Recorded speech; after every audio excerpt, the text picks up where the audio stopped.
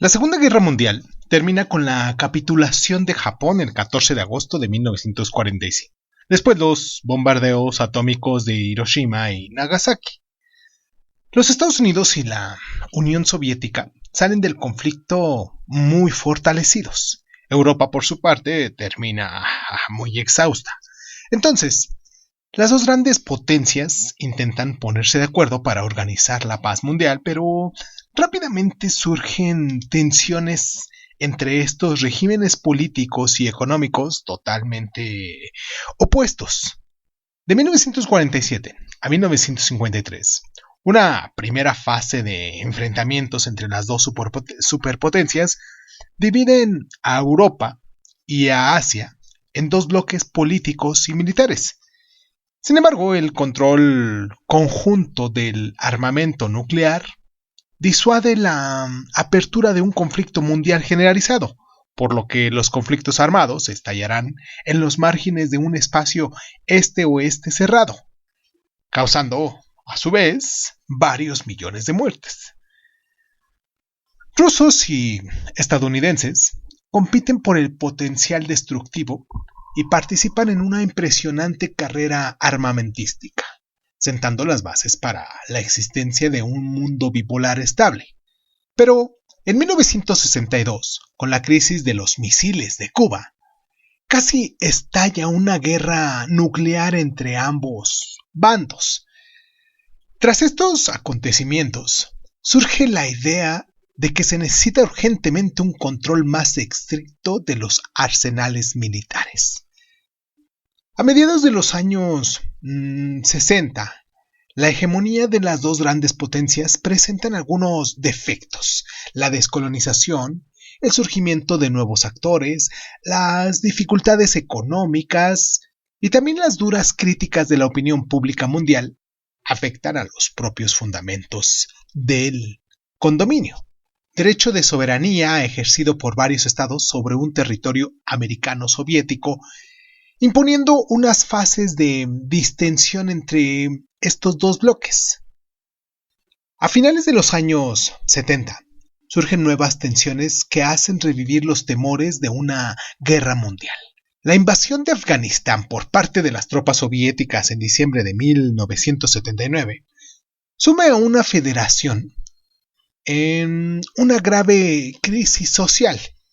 También se marcó tanto política como económica. Cuando Mikhail Gorbachev llega al poder en 1985, se cree que este fin de la guerra con los Estados Unidos ya estaría muy cerca.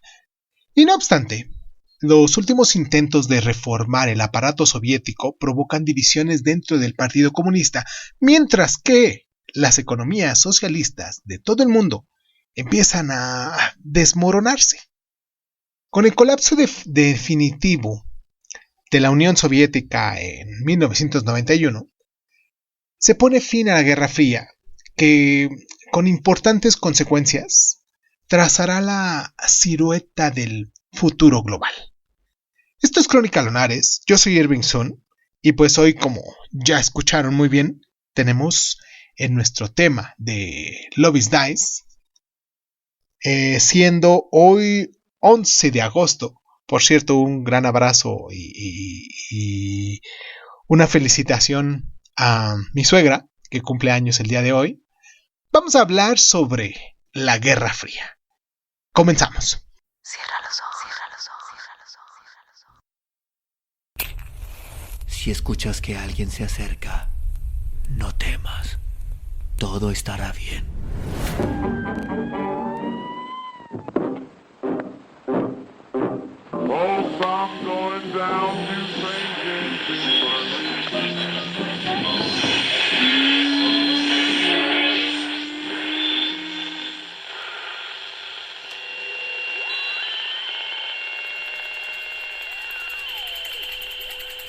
Estás escuchando Crónica Lunares, el lugar donde entra por tus oídos.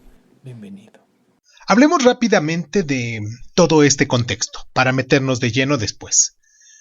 En junio de 1941, en plena guerra mundial, se forma una gran alianza entre los países con ideologías totalmente opuestas, con tal de sumar esfuerzos para derrotar a la Alemania hitleriana, la Gran Bretaña de Winston Churchill y los estados de Franklin Delano Roosevelt deciden combatir al lado de la Unión Soviética de Joseph Stalin.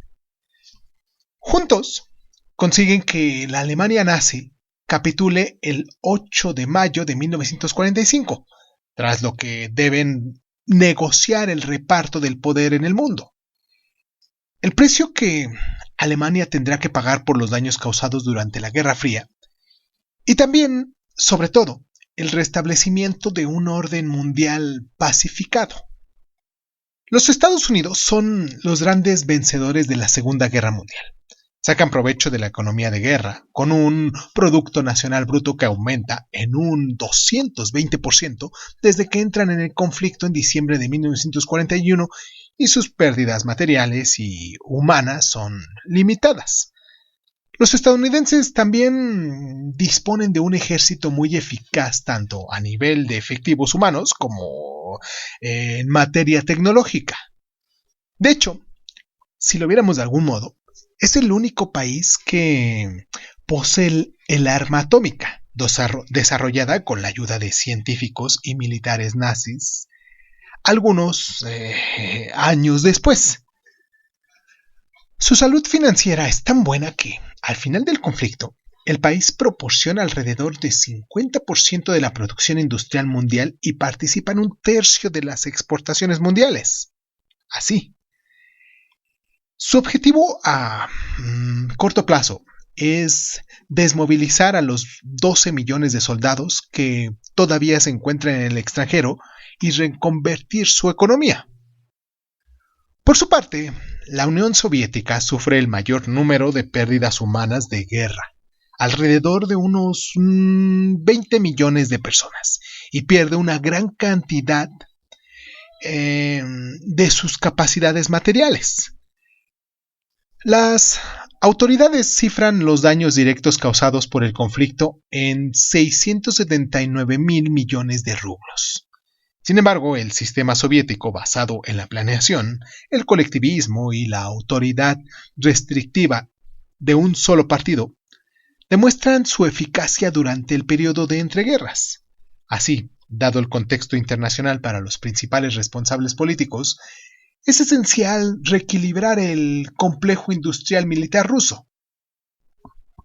En 1946, la aplicación del Cuarto Plan Quinquenal, que son los documentos de planificación estatal que organiza el desarrollo económico de un periodo de 5 años, permite la rápida recuperación de los principales sectores de la economía soviética.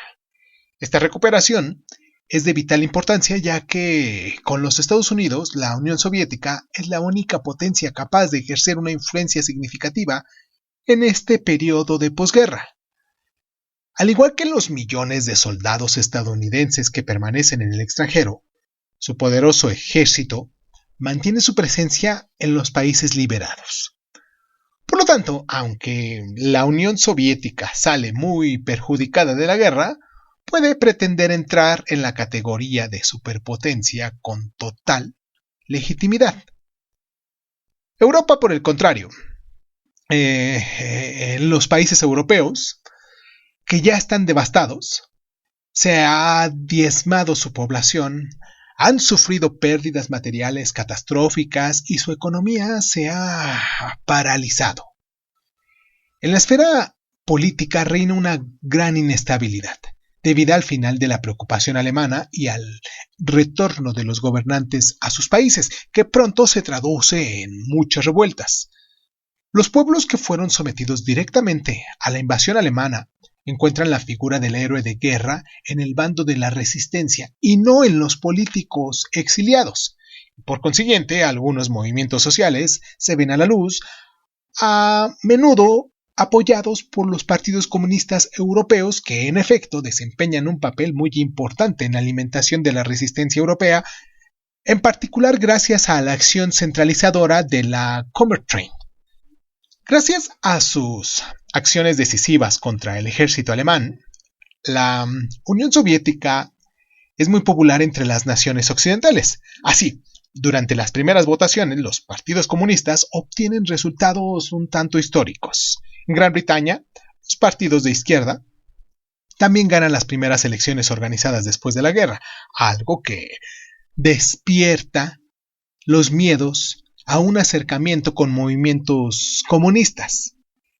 En Bélgica, el anuncio del regreso al trono del rey Leopoldo III, muy conciliador con los alemanes durante la guerra, conduce al país al borde de su guerra civil.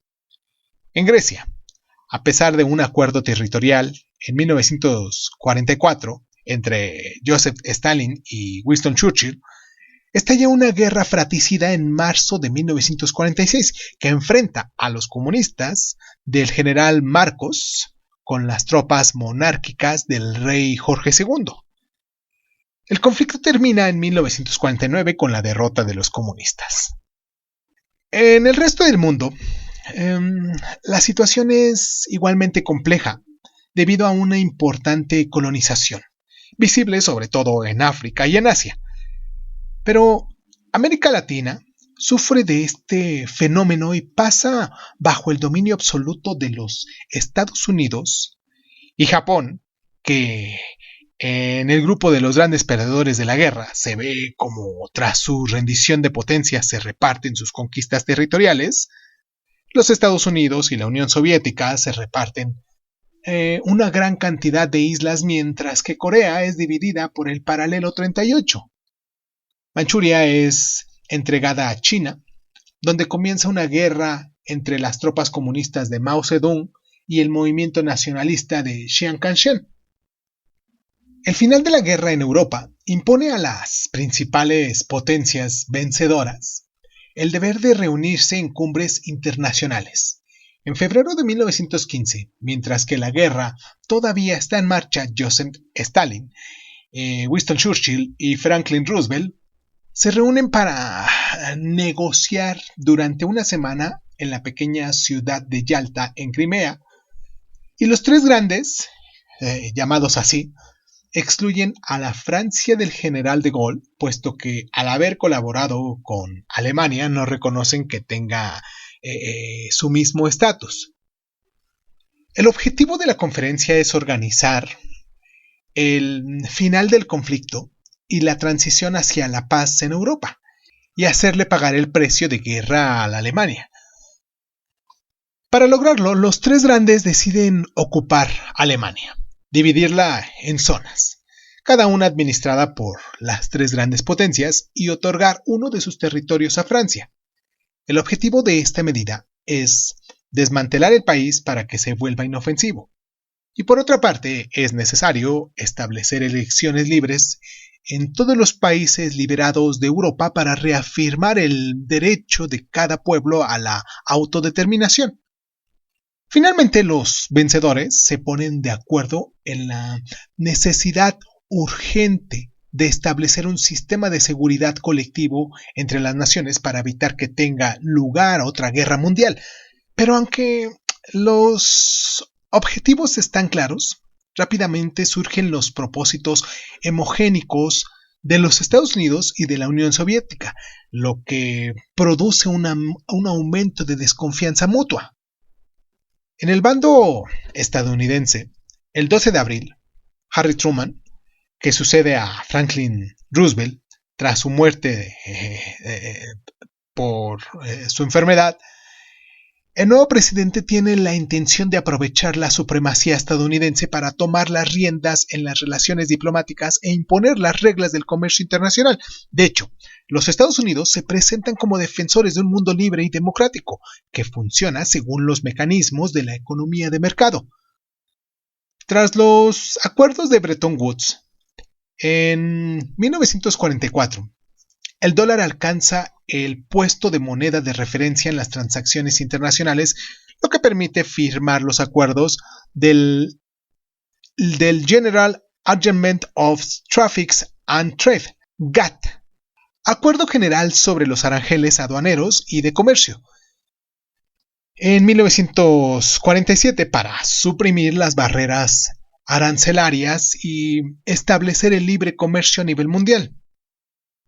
A nivel político, el 26 de junio de 1945 se crea la Organización de las Naciones Unidas, la ONU, formada por una Asamblea General y por un Congreso de Seguridad con el fin de mantener la libertad de los pueblos y la paz entre las naciones.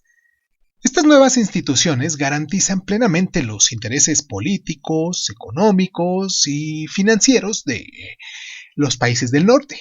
Estos, que son la única nación que posee el arma atómica cuando termina la guerra, buscan implementar una instancia de control que garantice su superioridad en materia nuclear. Las intenciones de la Unión Soviética son bastante diferentes, ya que, por encima de todo, busca ampliar su esfera de influencia en Europa del Este y reforzar su posición estratégica en Asia. Stalin, por su parte, defiende la idea de que todo el que ocupa un territorio también le impone su propio sistema social. Todos imponen su propio sistema hasta tan lejos como llegan sus ejércitos. Lo dice Kissinger en el capítulo 8. Aunque el secretario general del Partido Comunista pone en marcha el socialismo y la Unión Soviética durante el periodo de entreguerras, la potencia de su sistema ideológico político y la fragilidad del mundo le permiten consolidar su posición y extender el comunismo sobre una base más amplia. En la práctica, Stalin quiere instaurar gobiernos aliados en los diferentes países que él mismo ha liberado, formar alianzas en los regímenes afines y apoyar a las guerrillas comunistas en algunas zonas estratégicas. En el movimiento de liberación, Alemania no es más que un inmenso montón de ruinas en el corazón de Europa. Después de la conferencia de Yalta, las tres potencias vencedoras, a las que se suma Francia finalmente, llevan a cabo el reparto del territorio mientras se ponen en marcha un consejo de control para dirigir la administración de ese país. Durante la conferencia de Potsdam, del 17 de julio al 2 de agosto, los tres grandes se ponen de acuerdo sobre el desmantelamiento del capital industrial de Alemania para destruir las redes de poder que apoyaron al nazismo, así como sobre el traspaso de las reparaciones. Detrás de esta reclamación se encuentran principalmente los soviéticos, ansiosos de reconstruir su país rápidamente, sobre todo mediante el material tomado de Alemania. También se produce una división del territorio. El oeste queda sometido a la autoridad de tres potencias occidentales y repartido en zonas. El este de Alemania es administrado por la Unión Soviética. La capital, en este caso Berlín, situada en la zona soviética, también se divide entre las tres potencias. A pesar de esta división, las potencias consideran que es importante mantener una Alemania unificada. También se modifican las fronteras de Alemania y una parte del este se anexiona a Polonia, y asimismo los Estados Unidos, dentro de sus posibilidades, proceden a la desnazificación de su zona. Esta política común muestra rápidamente sus límites, puesto que cada potencia administra su territorio a su manera y según sus intereses. Por ejemplo, los franceses y los soviéticos buscan sacar provecho de los bienes alemanes para lograr la recuperación de su propia economía. La Unión Soviética lleva a cabo igualmente reformas agrarias y nacionalistas de las principales industrias, anticipando al mismo tiempo la puesta en marcha de un futuro Estado socialista. Frente al colapso económico y al temor de una nueva crisis social, los angloamericanos dan prioridad a una modernización de Alemania y así pues deciden limitar el desmantelamiento industrial y rechazan todas las reparaciones acordadas a la Unión Soviética y pronto ponen freno a la desnazificación para mantener la eficacia de las instituciones.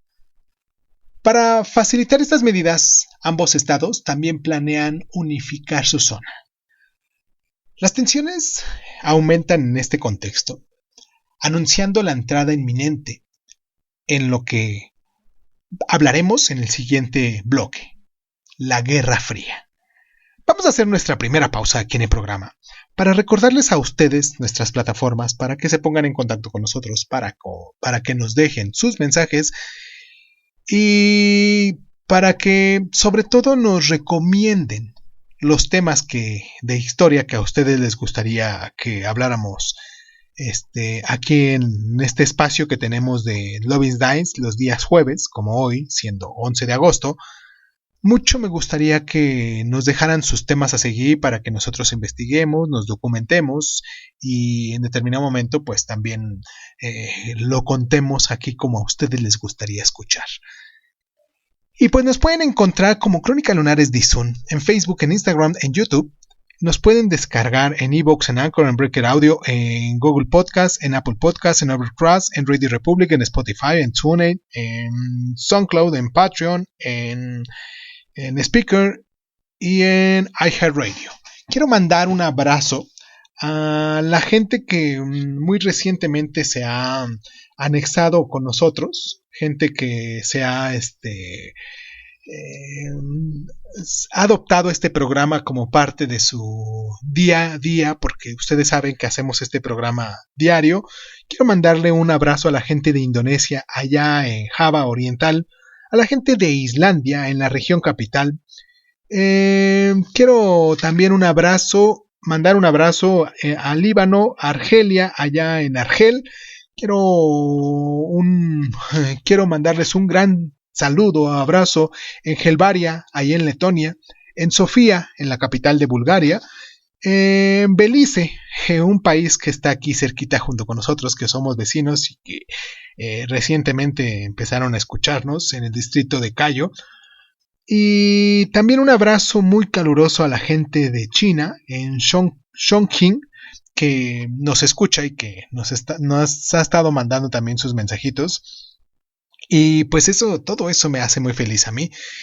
Y pues después de tanto rollo ya vamos a continuar con nuestro programa, vamos a meternos de lleno en el siguiente bloque, pero antes de meternos de lleno en lo que fue la Guerra Fría, vamos a hablar de sus principales personajes, un poquito de la biografía de los actores principales que sobresalieron por esto de la Guerra Fría. Vamos a la pausa y continuamos.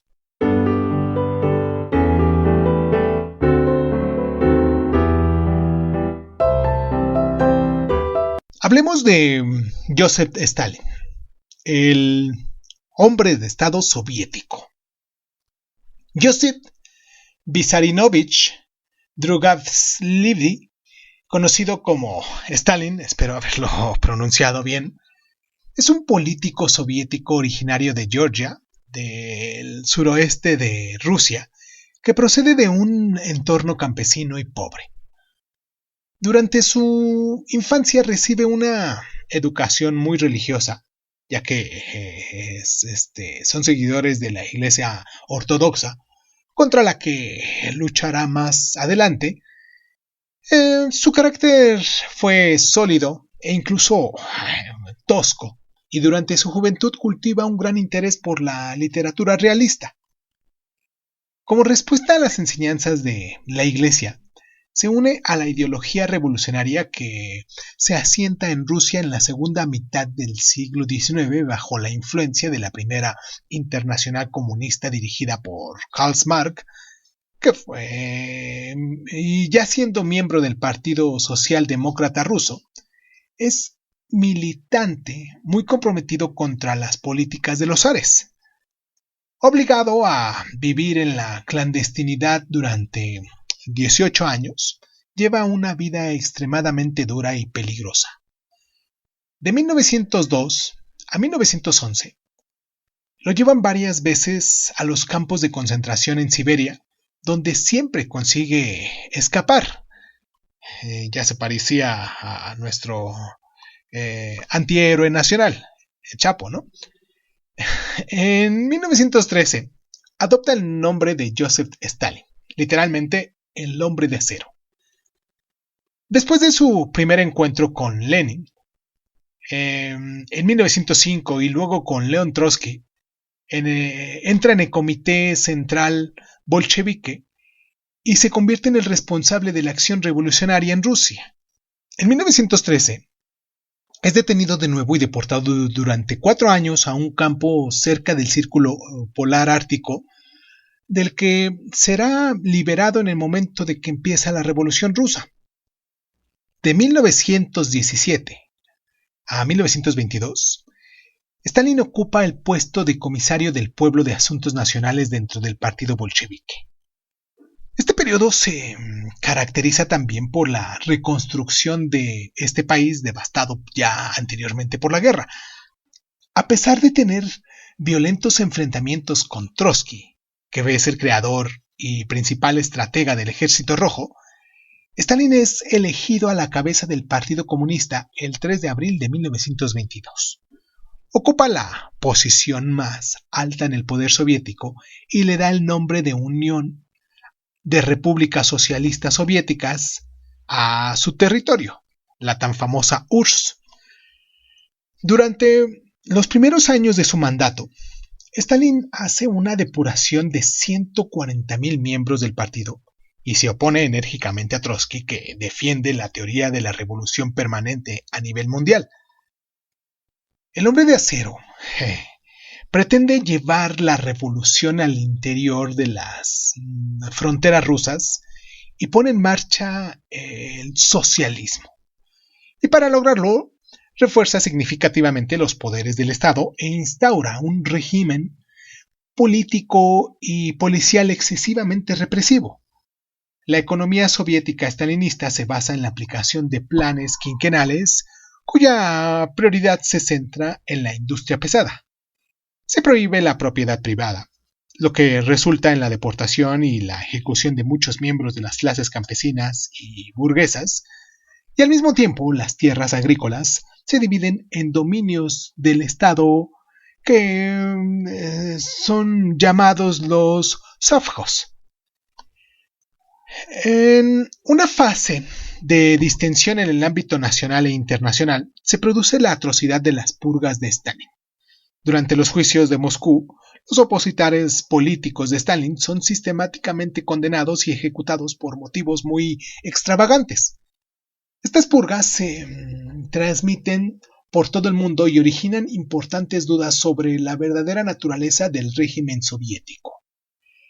El 30 de septiembre de 1938, poco antes del estallido de la Segunda Guerra Mundial, Francia y Gran Bretaña confiesan su impotencia ante Alemania y firman los acuerdos de Múnich, entregando Checoslovaquia a Hitler y allanando el camino para una penetración alemana hacia lo que es parte del este.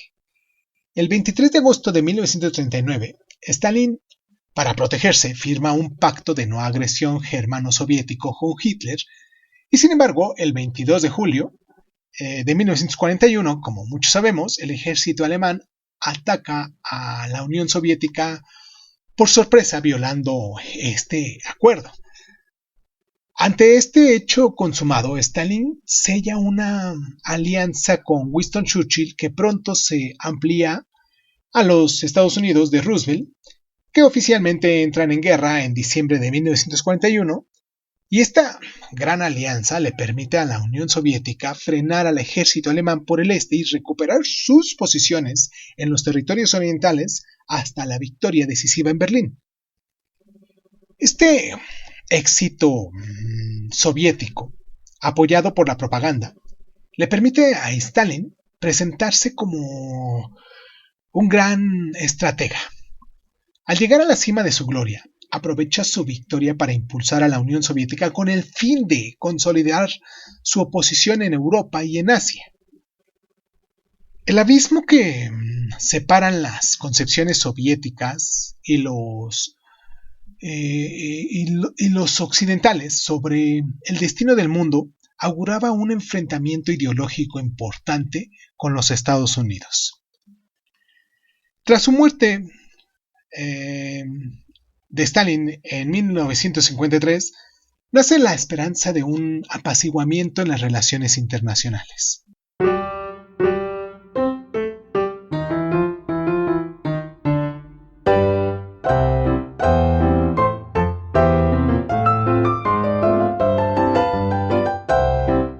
Político y ideólogo soviético, Andrei Zdranov se afilia al partido bolchevique en 1915 y participa en su implantación territorial.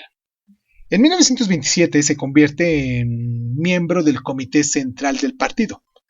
Gran partidario de Joseph Stalin, en los 30 años trabaja para movilizar toda la cultura soviética al servicio del partido y en 1939 se convierte en el pilar ideológico del Este y desarrolla la doctrina del realismo socialista, persiguiendo el objetivo de someter por completo el arte soviético y la vida intelectual a la ideología soviética. En 1938 Stalin lo nombra director de la propaganda y un año más tarde entra en Politburo, órgano constructivo del Partido Comunista, lo que le permite participar en la elaboración del Pacto Germánico Soviético. A partir de 1945, en el momento de reconstruir el país, es uno de los principales instigadores de la vuelta al voluntarismo de antes de la guerra. En este contexto, lucha por las corrientes libertarias nacidas durante la guerra y refuerzan los controles en los círculos artísticos e intelectuales. Cuando se forman los bloques ideológicos en el inicio de la Guerra Fría, él es el padre de la doctrina Zdravánov, que desarrolla la teoría de los dos bandos, el imperialismo americano, comparado con el fascismo, y el de la URSS, que garantiza la emancipación de los pueblos oprimidos. También es él quien en 1947 establece la Comintern, el órgano que, como reacción a la doctrina Truman, une a acción a los partidos comunistas europeos. Esta doctrina guía la acción ideológica de la Unión Soviética durante la Guerra Fría e incita a los países liberados del colonialismo a acercarse al comunismo. Fue apartado del poder por Stalin y muere de un ataque al corazón en el año de 1948.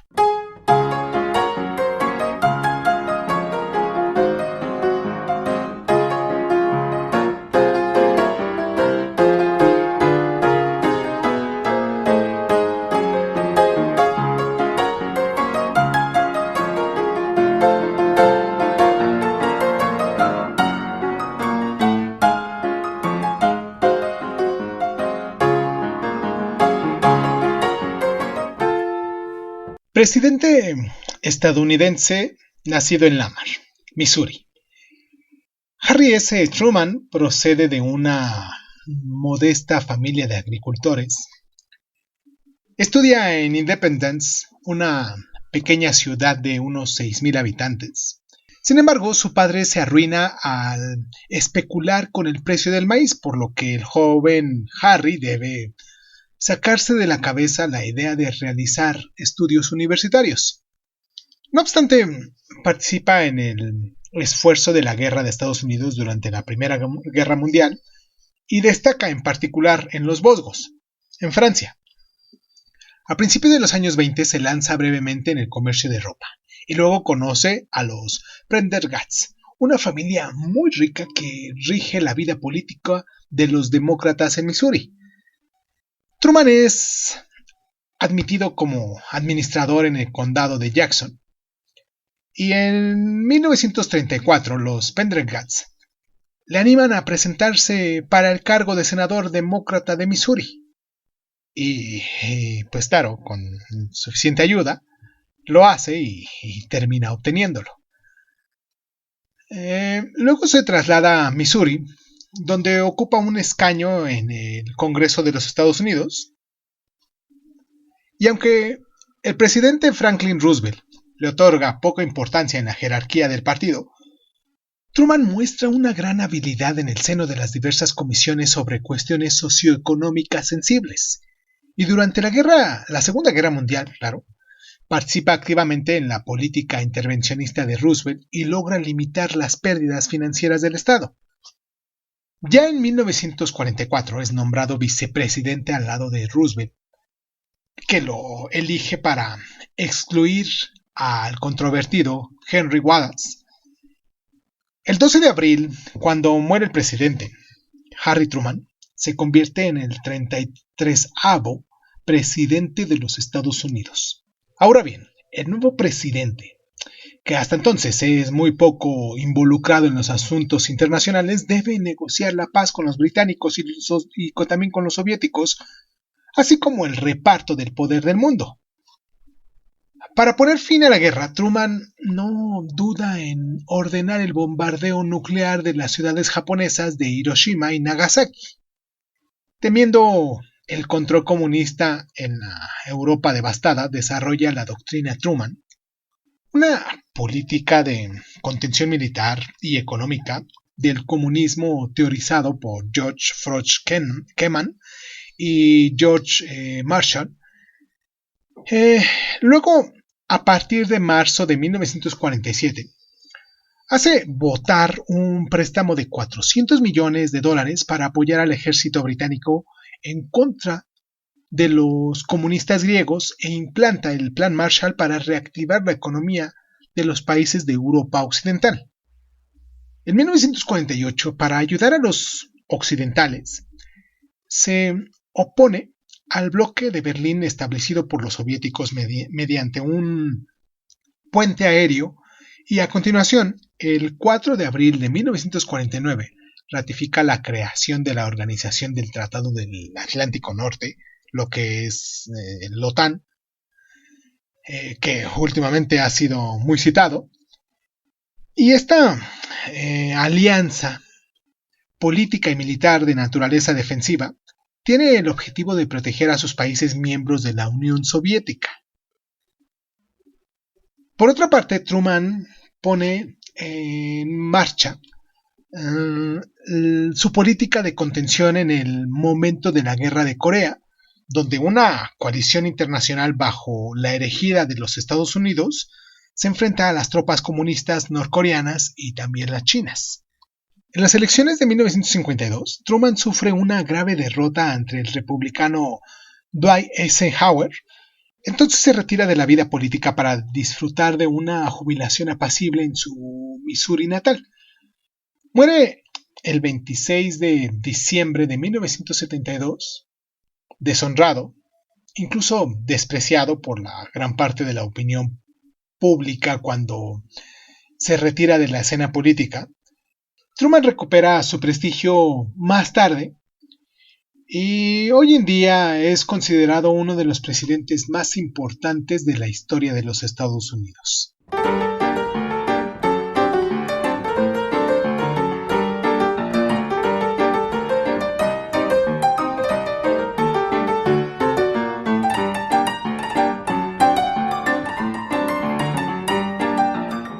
Hablemos de George Froch Kennan, que fue un historiador y político estadounidense. George Kennan entra en el Departamento de Estado de los Estados Unidos y trabaja como asesor e informador en diferentes países, entre los que destacan los Balcanes y la Unión Soviética, y durante la Segunda Guerra Mundial está destinado en Berlín, también en Lisboa y en Moscú, y luego se convierte en director político del secretario de Estado George Marshall en 1947. En febrero de 1946, Kennan, entonces encargado de los negocios en Moscú, está bien situado para informar sobre la política soviética hacia Occidente. En un largo comunicado dirigido al presidente Truman, expone las intenciones de Joseph Stalin con los Estados Unidos, ya que para el líder soviético, llevar una coexistencia pacífica con los países capitalistas es algo simplemente intolerable y aunque no es conveniente entrar en un conflicto armado con los occidentales, una lucha permanente entre los dos centros del poder, uno capitalista y otro comunista, para dominar el mundo es algo que se nota inevitable.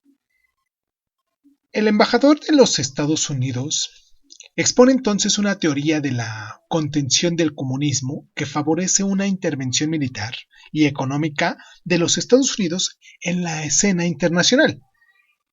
En su telegrama, Kennan alerta en especial a sus superiores acerca de la eficacia de las acciones soviéticas encubiertas, lo que es la propaganda, el espionaje, entre tantas cosas que se hicieron, y la importancia de hacerle frente de forma muy organizada, trabajando sobre todo en la mentalidad de los pueblos.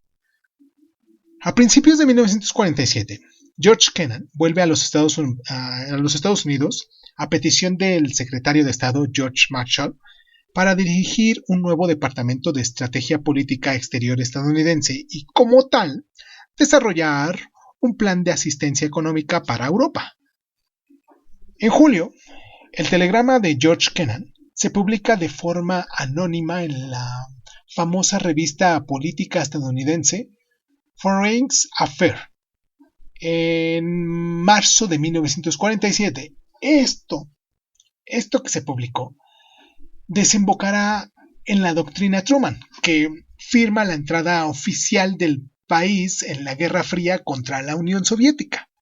En los años 50 es embajador en Moscú y después de trabajar en la Universidad de Yugoslavia durante la década siguiente, en este momento comienza a publicar una serie de obras importantes dedicadas a la historia diplomática y a la estrategia política de los mundos rusos y norteamericano, alimentando un intenso debate en los círculos intelectuales. Durante los años 70, es profesor de historia en el Instituto de Estudios Avanzados en la Universidad de Princeton, y en la época de distensión entre los dos bloques, George Kennan reconsidera su posición inicial y preconiza la retirada de las fuerzas estadounidenses de la Europa al final de la Guerra Fría. Este curioso personaje,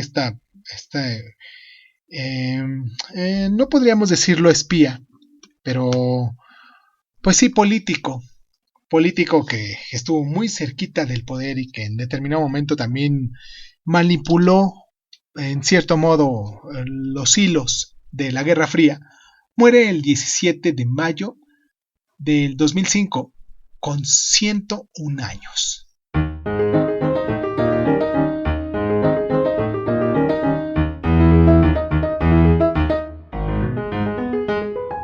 En 1947, Bernard Baruch, asesor cercano de Franklin Roosevelt, populariza la denominación Guerra Fría.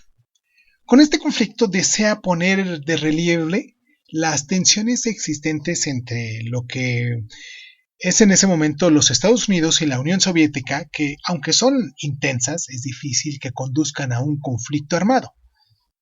Aunque muchos limitan la Guerra Fría a los años de 1947 a 1991, periodo que comienza con la puesta en práctica de las doctrinas ideológicas opuestas, lo que es la de Truman y la de Zhdanov, y termina con la caída de la Unión Soviética, estas fechas meramente son arbitrarias. El efecto bajo el término Guerra Fría se esconde diferentes acepciones. En los círculos académicos, algunos reducen el enfrentamiento a los primeros años solamente, relativos a la construcción de estos dos bloques, desde el final de la Segunda Guerra Mundial a la muerte de Joseph Stalin, el 5 de marzo de 1953, pero otros prefieren hablar, en este caso, de la Primera Guerra Fría, diferenciándola de una Segunda Guerra Fría de 1979 a 1983, caracterizada por una nueva escalada de tensiones. La crisis de los misiles de Cuba en 1962 constituye también otro hito elegido para terminar el conflicto, ya que viene seguida por una larga fase de distensión. Finalmente, destacamos que con respecto al enfrentamiento ideológico entre el comunismo ruso y el capitalismo estadounidense, a veces es más coherente iniciar la Guerra Fría en 1917, cuando comienza la Revolución Bolchevique y se topa con los objetivos universalistas del presidente de Estados Unidos que estaba en su momento, Thomas Woodrow Wilson. Y a menudo se habla de la caída del muro de Berlín el 19 de noviembre de 1989 como del evento que marca el final de la Guerra Fría. En realidad, el acontecimiento impulsa una caída progresiva en los regímenes sovietizados que no desaparece definitivamente hasta 1991. Y lo que es todavía más interesante es que se pueda plantear la hipótesis de que la Guerra Fría no ha terminado de verdad hasta el día de hoy, ya que algunos regímenes comunistas o fines, en particular en China, Cuba y Corea del Norte, siguen conviviendo dentro de una economía mundial capitalista. Por otra parte, el fortalecimiento de Rusia en la escena internacional en los últimos años muestra reminiscencia del conflicto este-oeste. La Guerra Fría transcurre en Alemania, un país entonces bajo la autoridad de los estados vencedores de la Segunda Guerra Mundial, lo que fue Estados Unidos y Gran Bretaña, Francia y la Unión Soviética, como ya lo dijimos antes, y la Unión Soviética que desea mantener su posición de gran potencia después de su gran victoria contra Alemania en el este, apoya desde 1945 la reforma de gobiernos comunistas en los países de Europa que ha liberado, en este caso que fue Rumania, Hungría y Polonia. Y en febrero de 1946, los soviéticos deciden fusionar los partidos socialistas y comunistas en un solo partido del este alemán, lo que se le llamó el SED. Este movimiento tiene el efecto de anclar el sistema comunista a las puertas de Europa Occidental y el 5 de marzo, Winston Churchill menciona públicamente la existencia de un telón de acero levantado en Europa desde Stettin, puerto de Polonia, situado en el mar Báltico, hasta Trieste, ciudad de Italia, situada en el Adriático.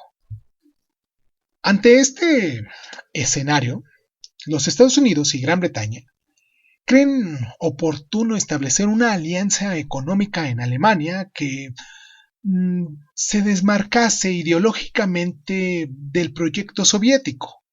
Y por consiguiente, y debido a las dificultades económicas de Gran Bretaña durante el invierno de 1946, los estadounidenses y los británicos deciden unificar sus territorios en una bizona, aprobada en enero de 1947. Sobre la base de los análisis de George Kennan y ante la insistencia de su ministro de Asuntos Exteriores, Dean Acheson, el presidente Truman decide iniciar una política sistemática de contención del comunismo a nivel mundial. Esta, bajo el nombre de la doctrina Truman, seguirá, a pesar de los cambios de nombre, en el corazón de la estrategia estadounidense durante toda la Guerra Fría, y para los Estados Unidos representa un cambio total en términos de política exterior. Los estadounidenses, acabando con el aislacionismo en vigor hasta la Segunda Guerra Mundial, asignan ahora recursos al extranjero para fortalecer y difundir su modelo de vida. La contención del comunismo se realiza en diferentes ámbitos desde el comienzo de la Guerra Fría. De 1946 a 1949, el ejército de Estados Unidos interviene en Grecia y Turquía para mantener alejados a los rusos de cualquier pretensión política en estos países. Para proteger a la Europa occidental en crisis, en abril de 1947, el secretario de Estado estadounidense, George Marshall, propone el European Recovery Program, también conocido como el Plan Marshall, que consiste en proporcionar asistencia financiera a los estados destruidos por la guerra y que luchan para llevar a cabo su reconstrucción. De esta manera, entre lo que fue 1948 y 1951, se reparten unos 13.000 millones de dólares entre los 16 países europeos, lo que facilita su recuperación económica. En el este, los territorios recuperados por Stalin se ven obligados a rechazar la oferta de los Estados Unidos, que los soviéticos denuncian como una prueba del imperialismo económico. Se crea una Organización Económica para la Cooperación Europea, la OEC, para organizar la distribución de los fondos en Europa, en este continente. El proyecto de la Unión Europea, que toma forma en esa época entre 6 naciones, prevé a la vez la armonización política de la zona.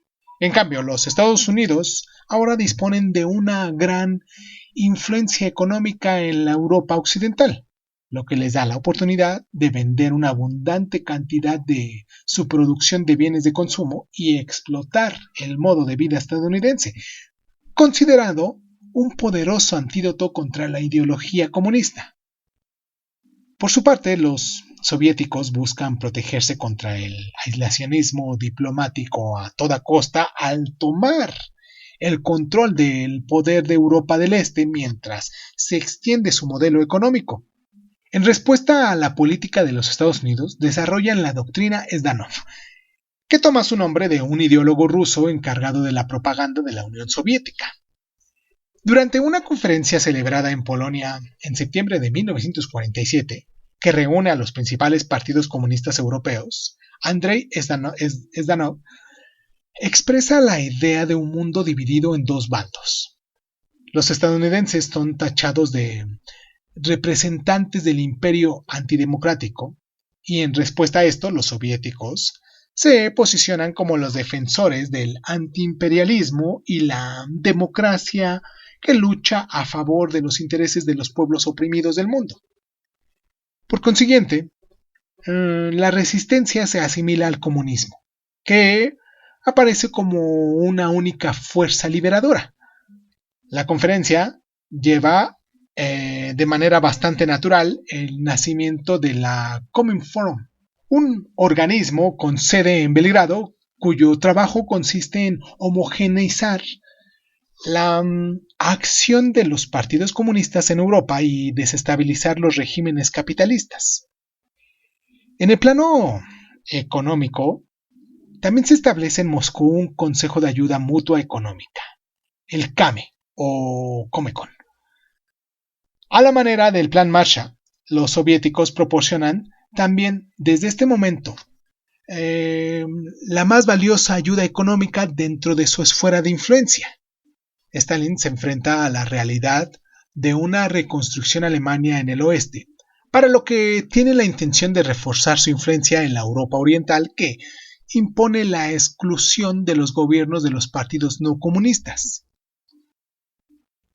Dos importantes crisis implementan definitivamente los dos polos ideológicos antagonistas en Europa. Hablemos de ella. En Checoslovaquia, en mayo de 1946, se instaura un gobierno democrático encabezado por un hombre cercano a Stalin, el comunista Klement Gottwald. En este país centroeuropeo existe un fuerte deseo de mantener un régimen abierto. Sin embargo, en marzo de 1948, los socialdemócratas dimiten del gobierno forzados por los comunistas y entonces estallan movimientos de protesta que hacen que los comunistas teman la pérdida de las elecciones legislativas previas para julio de 1948. El 25 de febrero, Gottwald aprovecha estas muestras de descontento para poner a la ciudad en estado de sitio y hacer que las milicias obreras armadas bajen en masa a las calles. Este golpe de Prada genera presiones que desalientan a los opositores a participar en las próximas elecciones, por lo que finalmente los comunistas son los únicos que representan a las elecciones. Este acontecimiento causa una especie de psicosis en la opinión internacional que augura la entrada inminente de un nuevo conflicto mundial. Otro de los polos ideológicos se dio en la primavera de 1948, donde Francia se une a la bisona angloamericana para formar la trizona. Y se unifica la economía y aparece un nuevo marco alemán, anunciado que la creación de una Alemania occidental está ya muy cerca. Preocupados por lo que aparece como una nueva forma de imperialismo, los soviéticos deciden bloquear el acceso a Berlín, situado en la zona oriental, y frente a este bloqueo, los occidentales establecen un puente aéreo para establecer a su bando. Aunque la posesión del arma atómica por parte de los estadounidenses evita una guerra abierta, ambos bloques se quedan irremediablemente paralizados.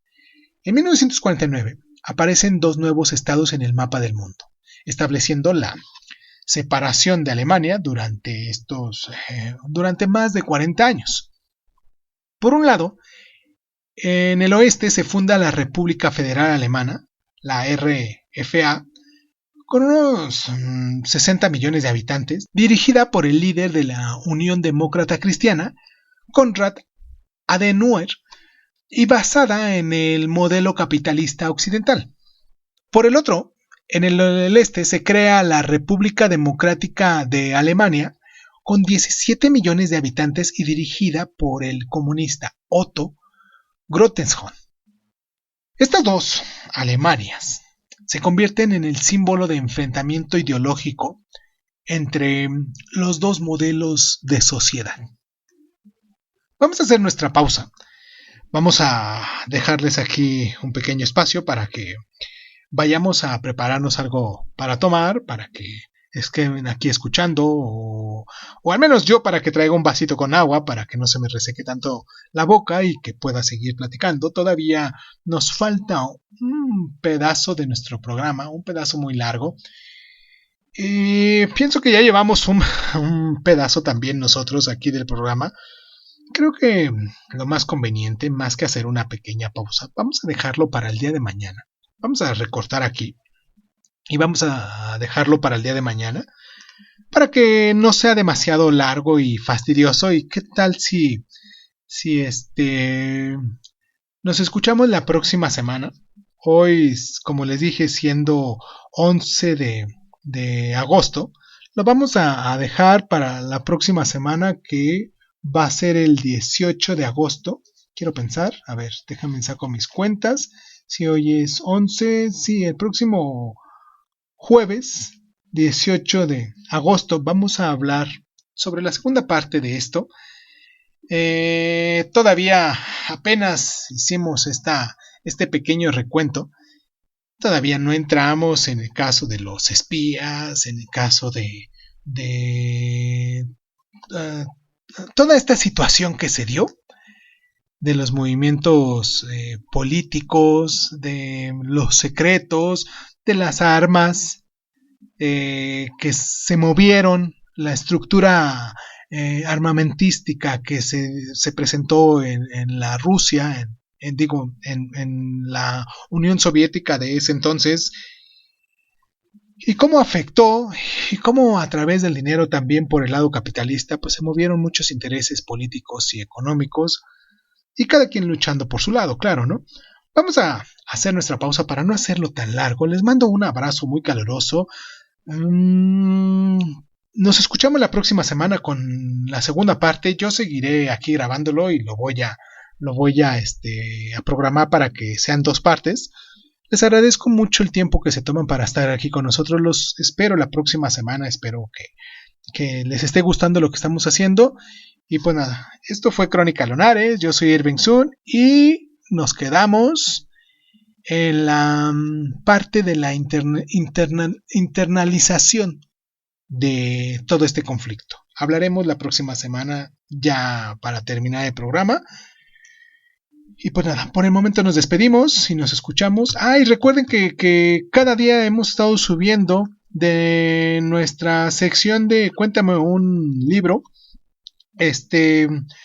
pequeños fragmentos, pequeñas hipnosis de los libros que pues aquí podemos recomendar, que mucho podríamos recomendar y que pues, nos ayuda a muchos para tener un poquito más amplio nuestra cultura general, sobre todo nuestra cultura literaria. Y pues creo que sin más ni más, al ratito también tenemos lo de hoy hablaremos de Gargantúa y Pantagruel de François Rabelais. También creo que de este hicimos un pequeño resumen que se presenta el día de hoy. Y si no, también aquí en Crónica Lunares nos pueden escuchar y creo que ya hicimos un programa un poquito más amplio para recomendar este libro. Nos escuchan la próxima semana, no nos olviden. Esto es Crónica Lunares, yo soy Irving Sun y el próximo domingo tenemos a José Revueltas aquí de invitado en el programa. Sin más ni más, ahora sí, ya me despido. Dicen que el que mucho se despide pocas ganas tiene de irse, ¿no? Pero pues no quiero hacerlo demasiado larga, sino yo por mí sigo, hablo y hablo y hablo y hablo y hablo y hablo y hablo y hasta que se acaben las 2 horas aquí. Pero bueno, esto es Crónica Lunares, yo soy Irving Sun y pues muchísimas gracias. Ahora sí. Nos vemos la próxima semana. Nos escuchamos la próxima semana, de verdad. Síganos ahí. Muchísimas gracias por estar.